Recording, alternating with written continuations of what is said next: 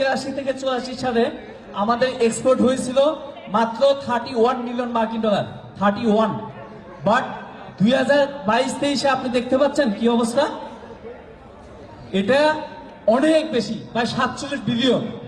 মানে 1 billion equal to কত, 100 million না 1000 million? 1 billion equal to 1000 million, 100 কোটি। তার মানে আমরা কিন্তু 47 বিলিয়নে কনভার্ট হয়ে গেছি। হিসাব করলে আপনারা দেখবেন যে এক্সপোর্টের যে ভ্যালু, এটা অ্যাকচুয়ালি যখন আমরা শুরু করেছিলাম, যখন আমরা বেবি ছিলাম, বর্ন বেবি, ওখান থেকে আমাদের বয়স এখন কিন্তু অনেক হয়ে গেছে, আমরা একটু যৌবনে আছি এখন। সো টেক্সটাইল সেক্টরের ডেভেলপমেন্টটা এখান থেকে আমার ক্লিয়ার। এগুলো কিন্তু সার্ভে থেকে বানানো আছে, বিভিন্ন স্ট্যাটিস্টিক্স থেকে বানানো। দেন আমরা দেখতে পাচ্ছি RMG export percentage from start to present. তো অ্যাকচুয়ালি যে আমাদের যে এক্সপোর্ট হয়েছে, এখান থেকে আমরা যদি দেখতে পাই যে আমাদের 1983-84 সালে আমাদের যে আরএনজি এক্সপোর্ট ছিল, এখান থেকে আমরা একটা গ্রাফ দেখতে পাচ্ছি। তো এটা নিয়ে ডিটেলস বলার কিছু নাই, আপনারা দেখতে পাচ্ছেন সবাই। Then RNG export amount last 10 years, last 10 ইয়ার্সের ডাটা যদি আপনারা দেখেন, লাস্ট 10 ইয়ার্সে আরএনজি সেক্টরের ডেভেলপমেন্ট, যেমন আমরা দেখেছি 2019-20, 20-21 এই দুটো বছর কিন্তু করোনা ছিল, কোভিডে আমরা অ্যাটাক ছিলাম, বিভিন্ন ঝামেলা ছিল আমাদের এবং সোসাইটিতে ছিল, দেশে ছিল, দেশের বাইরে ছিল, যার কারণে আমরা একটু ব্যাক করেছিলাম। বাট 2022-23-এ এই যে ওয়ার্ল্ড ওয়ার, রাশিয়া ইউক্রেন যুদ্ধ এবং বিভিন্ন সময় দাঙ্গা হাঙ্গামা তো লেগেই আছে, এরপরে কিন্তু আমরা ইনশাআল্লাহ গ্রোথ করেছি এবং এটা আমরা 47 বিলিয়নে কনভার্ট করেছি। সো এই 47 billion that means huge.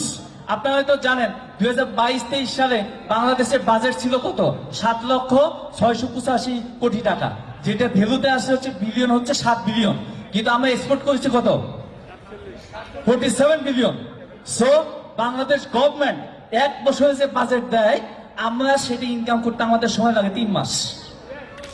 So বাংলাদেশের যে বাজেট, এই বাজেটের জন্য যে পাওয়ার হাউস, সেটা হচ্ছে টেক্সটাইল অ্যান্ড আরএনজি সেক্টর।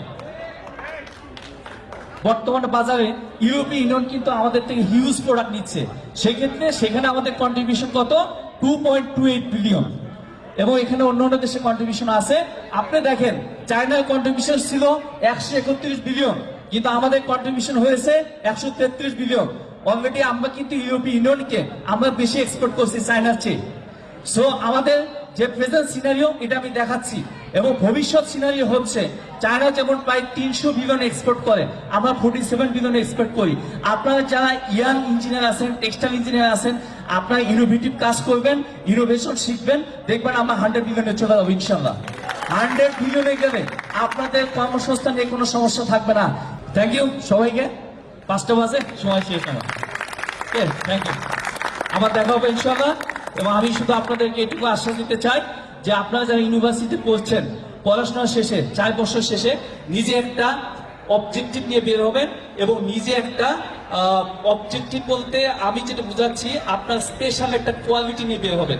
সেই কোয়ালিটি হতে পারে এরকম, যেমন আমি যদি আমাকে নিয়ে কথা বলি, আমি যখন টেক্সটাইল কলেজ থেকে পাস করেছি, আমি যখন গ্রাজুয়েশন কমপ্লিট করেছি, আমি যখন আমার ফিয়ারার হয়েছিল, তখন আমার নামের পাশে একটা অ্যাডজেক্টিভ ছিল, নাথিং ইজ ইম্পসিবল, এটা আমাকে দিয়েছে। সো আপনারা সবাই একটা টার্গেট নেবেন, যারা রানি স্টুডেন্ট আছেন, সবাই একটা বেঞ্চমার্ক যেন আপনাদের টিচার আপনাকে দেয় যে এভরিথিং ইজ পসিবল। পারবো তো আমরা?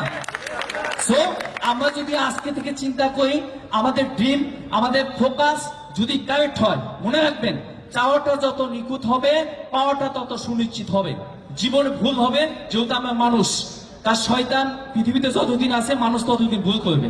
সো আমরা চেষ্টা করব ভুলটা যেন কম হয়, এবং আমরা যে কাজগুলো করব ইস্পাত পাথরের মতো কাজ করব, এবং গ্রিন ইউনিভার্সিটি যেন বাংলাদেশের সেরা একটি ইউনিভার্সিটি হিসেবে আত্মপ্রকাশ করে, এটা আমার বিশ্বাস। এবং আপনাদেরকে আমি অঙ্গীকার দিতে চাই, আমি আপনাদের জন্য কাজ করব।